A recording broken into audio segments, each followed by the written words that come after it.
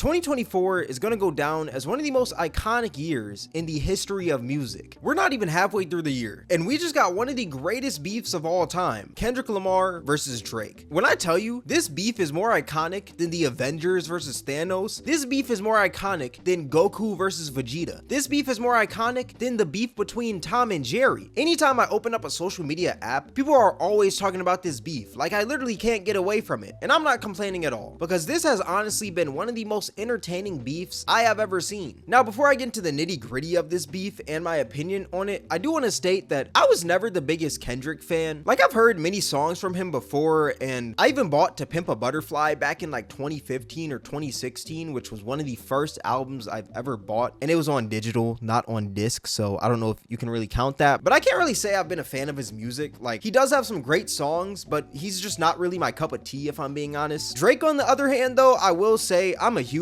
Drake fan. I remember being young, and that man's music would always be playing on the radio when I was like in the car with my parents or something, you know? I've literally downloaded almost every single one of Drake's albums. Like, my top artist on Apple Music last year was literally Drake. My first concert ever was a Drake concert. Like, I love Drake, and I will say he's one of my favorite artists of all time. He is the GOAT of making hits. Literally anything he touches, it just turns into a hit. Like, call me a glazer, but Drake is legit the GOAT. It's no doubt. Even though a lot of people say that his older music is way better than his newer music, which I can understand, I still like his new music. I think it's pretty good. I'm one of the biggest honestly never mind defenders in this entire galaxy. That was an amazing album. I promise you, I'm not trolling or anything. That is one of my favorite Drake albums of all time. Maybe not of all time, but it was a great album, you know? So all that being said, as y'all can probably tell by now, I have a pretty huge Drake bias going into this. Now, how did this beef even start? Because I feel like a lot of us just feel like this beef just spawned out of nowhere, when in reality, this beef has been going on for about 10 years. It actually started at a song called Control that featured Kendrick Lamar, where he said he wanted to murder every rapper, and one of those rappers included Drake. Not literally murder, but musically murder. You get what I'm saying? And then Drake took offense to that, then they made subtle digs to each other, and that's like the summed up version of what happened back in like 2013, 14, 15. You get what I'm saying? I didn't really start paying attention to this beef until like the Kendrick diss that was on Drake's recent album, For All the Dogs. Now, a lot of people hated this album, but me personally, I thought it was a pretty decent album. I would say maybe like a 7 out of 10. But on that album, there was a song named First Person Shooter, and it featured J. Cole on it. And in that song, J. Cole said, "Love when they argue the hardest MC.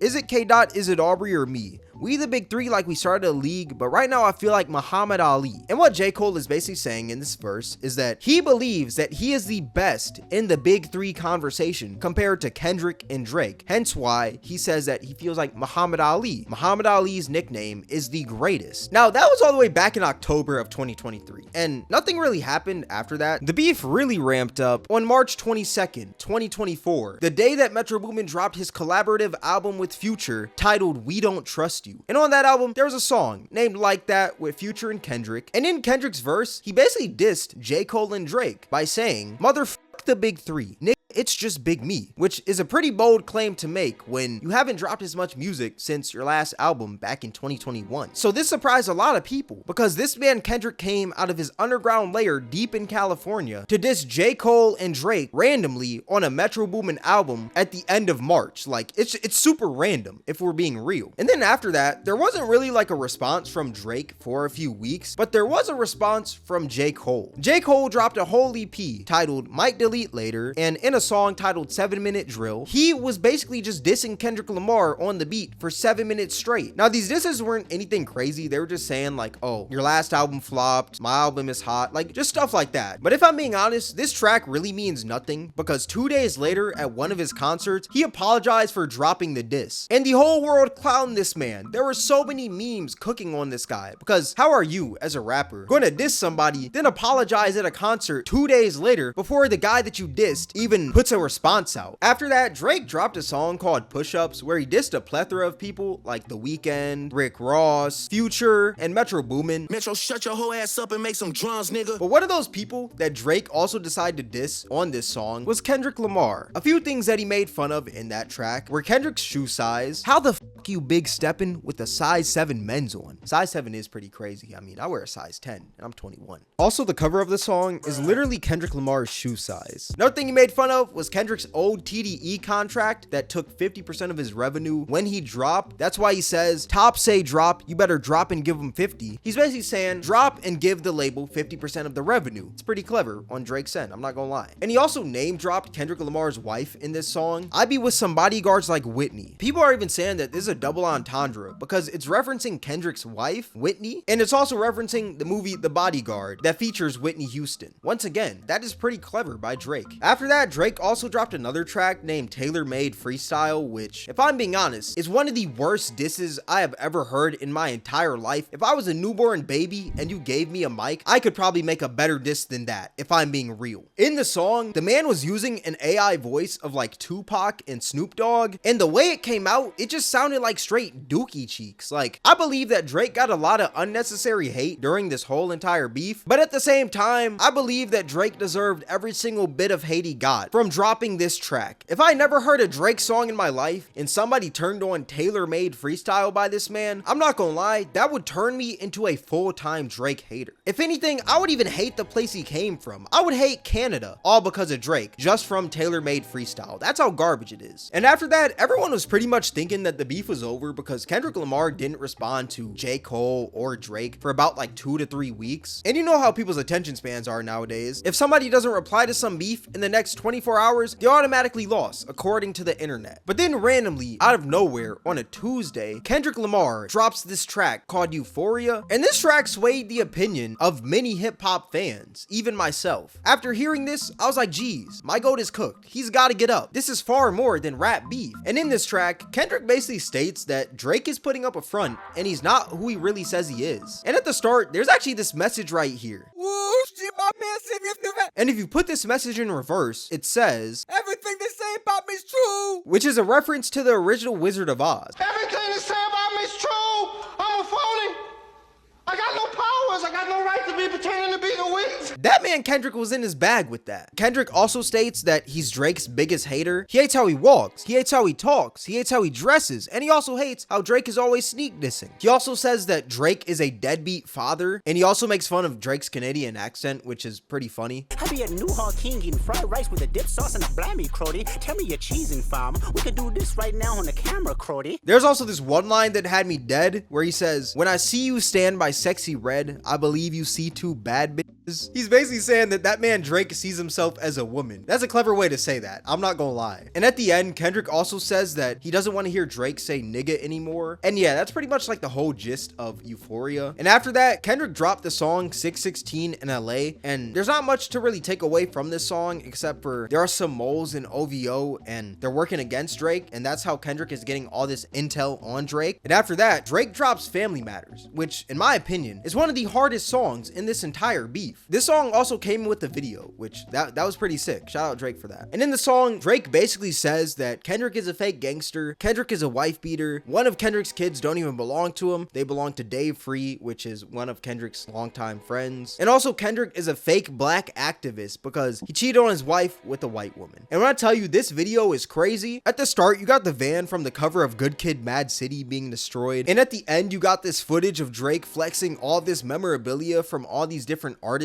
Like you got Tupac's ring, and then you also got Michael Jackson's glove. But one of my favorite shots in this video is the one where it's like these two cakes, and one cake says happy co-parenting and the other says happy divorce. It's basically Drake once again saying that one of Kendrick's kids don't belong to him and his wife cheated on him, which is a straight up disrespect. And then on that same day that Drake dropped Family Matters, within like an hour, Kendrick drops Meet the Grams, which is this song that has like this dark and eerie vibe to it. And in the cover art, you got Drake's prescriptions and like Drake's receipts that Kendrick has gotten from these moles in Drake's entourage. And to summarize this whole song, Kendrick basically exposes Drake for having an 11-year-old daughter that he doesn't take care of and he's a deadbeat father to. He also says that Drake is a predator and sex trafficker that needs to die and his house needs to be raided like Diddy's. And he also says that Drake is a master manipulator and a complete liar. And what I like about this song is that there's like 4 different parts to it, or there's 4 verses that are targeted targeted towards 5 different people. The first verse is targeted towards Drake's son Adonis. The second part is targeted towards Drake's mom and dad. The third part is targeted towards Drake's unknown daughter. And the last part is targeted towards Drake himself. Like, this was a well-crafted song, if I'm being real. After that, Kendrick drops Not Like Us, where he basically just calls Drake and his boys pedophiles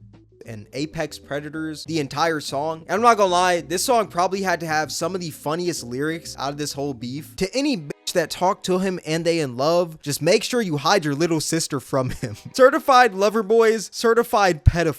Why are you trolling like a bitch? Ain't you tired? Trying to strike a chord and it's probably A minor. Freaky ass nigga. He is 69 God. This man basically called Drake the freaky pedo boogeyman for 4 minutes and 33 seconds long. Like, you can't tell me that isn't funny. This song was probably one of the catchiest songs out of this entire beef. I wouldn't say that it was the best, but it was one of the catchiest. When I first listened, I was like, it's alright. But after listening a few more times, this song is now stuck in my head. After that, Drake dropped The Heart Part 6, and in this song, Drake basically talks about the false information that he fed Kendrick throughout the beef through the moles that he sent. Remember how in 616 in LA, Kendrick was talking about how Drake has some moles in his entourage? Yeah, those were sent by Drake. So the thing about the 11-year-old daughter, that was a lie. So in this song, he's basically calling Kendrick a liar because he's spreading false information and spreading rumors without fact checking because he's so thirsty for intel on Drake. Another thing that Drake does in this song is denies the pedo claims that Kendrick and the internet made against him. He says, if I was fucking young girls, I'd be arrested. I'm way too famous for this shit you suggested. And that logic honestly just doesn't make any sense at all, because you got dudes like Dan Schneider walking around freely in this world when that man is literally a pedo. Like, we've heard about everything he's done in documentaries. So for Drake to say that, that's just kind of dumb, if I'm being honest. He also says, only fucking with Whitney's, Kendrick's wife, not Millie Bobby Brown's. I'd never look twice at no teenager. Then he also says in the song, stop buying views and botting comments, which is kind of dumb, because when I tell you, literally the entire world was tuned into this beef, I don't think anybody was botting views and comments during this time. Like, that was just a dumb line. It didn't need to be added to the song. On this song, he also doubles down saying that one of Kendrick's kids belonged to Dave Free, and he also trolls Kendrick for being diddled as a child, which